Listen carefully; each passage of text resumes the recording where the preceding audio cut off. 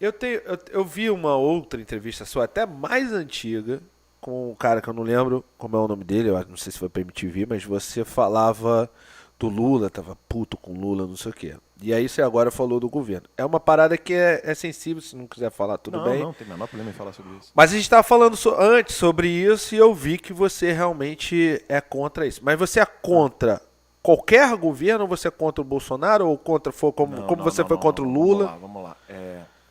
Só para. Especificamente sobre o Lula, né? Antes de mais nada, tem que pedir desculpa pelo que a gente vivia num. O que acontece? O que me incomodou muito com o Lula? O Lula fez um governo menos de esquerda do que eu acreditava que ele poderia fazer. O Lula fez um governo economicamente neoliberal. Óbvio que ele cuidou, por um lado, de uma parte social que era muito importante, mas a parte econômica, financeira, né, a parte onde os bancos tinham um spread gigantesco, né, e tinham muita vantagem com isso e tiveram mais vantagem ainda, isso aconteceu. Eu acho que o Lula tinha ainda mais espaço para fazer excelentes Bolsas Famílias, excelentes coisas que ele fez. Então, o que eu estou querendo dizer é o seguinte, eu estava falando mal de um disco novo do AC/DC, que eu não curti tanto, e aí me jogaram um disco do Creed. É mais ou menos essa a comparação que eu estou querendo Sim, dizer. sim. Pô, esse disco podia ser mais legal? Esse disco podia ser mais legal. Esse não é o disco mais inspirado do Motorhead? Tudo Entendi. bem. Mas assim, é um nível...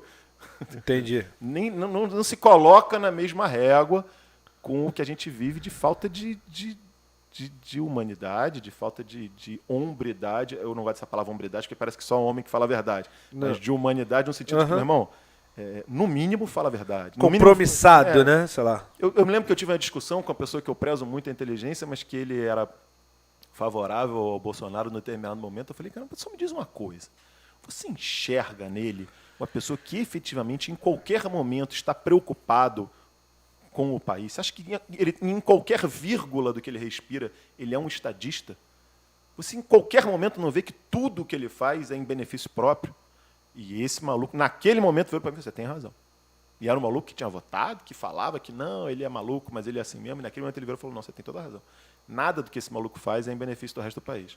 O Lula, bicho, o Lula teve 500 problemas, 500, cometeu inúmeros erros. As injustiças que se cometeram com ele também nem se falam. Acho que o Lula foi... milhões de histórias, milhões de coisas. Mas ele é uma pessoa. O Lula é uma pessoa, né? Você bota ele no governo, ele vai lá e faz alguma coisa e ele age como um ser humano. Desculpa, cara, eu não vejo o Bolsonaro como um ser humano. Para mim, ele é sei lá, um kraken, uma coisa que surgiu do inferno e que se esforça drasticamente para piorar a vida de todo mundo, como eu nunca vi igual. Nunca vi uma coisa tão sangue ruim que nem ele. Acho que nem o Trump. De verdade, assim. Acho que os similares ao Bolsonaro, o maluco da Hungria, sabe? O maluco da Síria, as pessoas que são assim, que efetivamente jogam contra a humanidade de verdade. E eu fico muito assustado com isso. Então, assim, saber que ainda existe algum tipo de apoio, por menor que seja, me assusta, velho. Porque eu não sei. Por isso que eu estava falando, que eu estava pensando em sair do Brasil. Porque eu Sim, vejo sim, que sim. não dá. É, por isso que eu trouxe essa Não é, discussão. não é nem. Eu não cheguei nem a pincelar uma discussão política, tá? Sim, sim, Eu só estou sim. querendo dizer o seguinte: muito antes de pensar em qualquer coisa política, você tem que pensar se é um ser humano ou não. É, Né? E aquele maluco não é um ser humano. sim. Mas a Suzy, ou desculpa não, a Suzy que tá aqui desde o início, gente, Ah, deve ser a Suzana, minha amigona. Tá Suzy, sempre ela aí. tá Suzy T.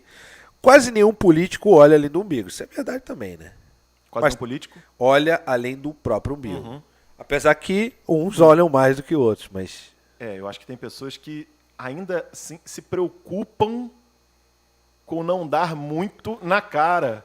Que no final das entendi. contas a gente se acostumou assim, meu irmão, pelo menos, sacou? Finge. E esse maluco nem finge que não tá só pensando no umbigo dele. Isso é assustador. é. Bom, é complicado. E essa tem o que mais me incomoda não quer dizer, é óbvio que é esquerda e direita essa guerra que tá incomoda muito. Mas o que mais me incomoda é as pessoas tratarem qualquer político como se fosse um ídolo. E na verdade ele tá ali para benefício do povo, né?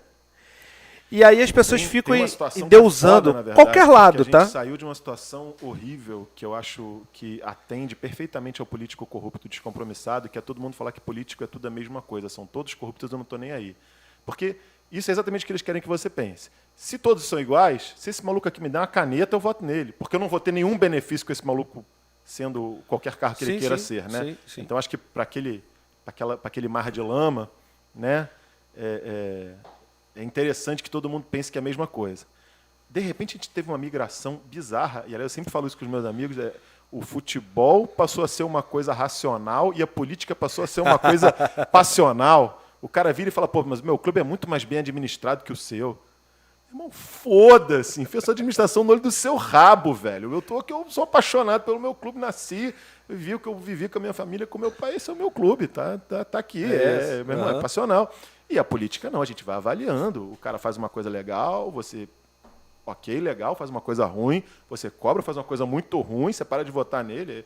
A política é uma coisa racional, né? Onde você vai observando o que as pessoas vão fazendo.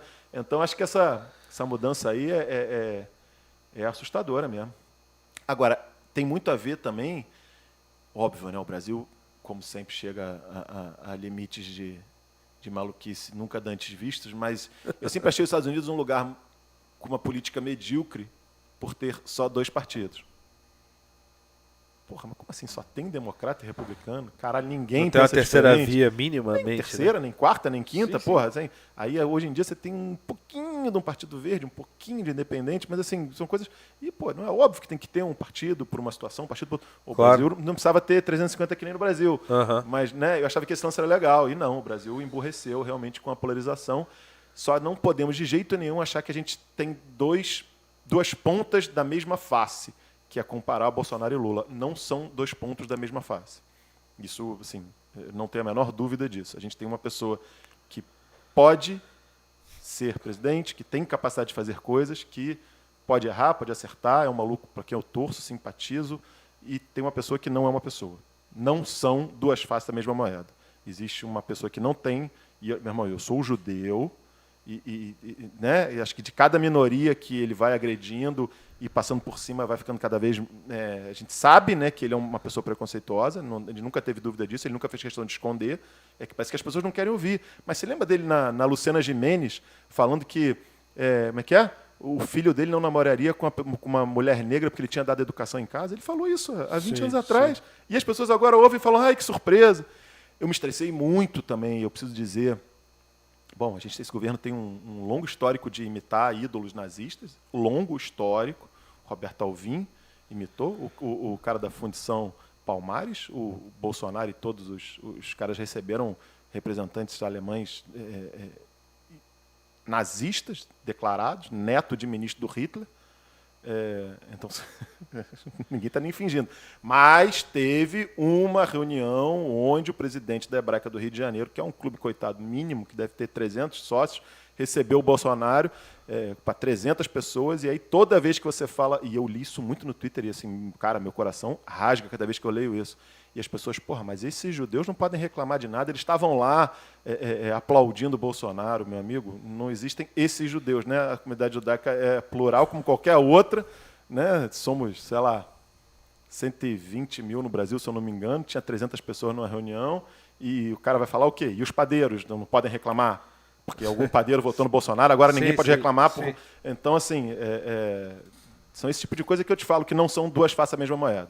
Existe uma coisa que é inaceitável em qualquer nível, e existe um cara que é um ser humano, pode acertar, geralmente acerta muita coisa, pode errar, acho que teve muita coisa errada na administração do PT, sim, mas não são, tem que deixar isso muito claro, não são 2 faces da mesma moeda.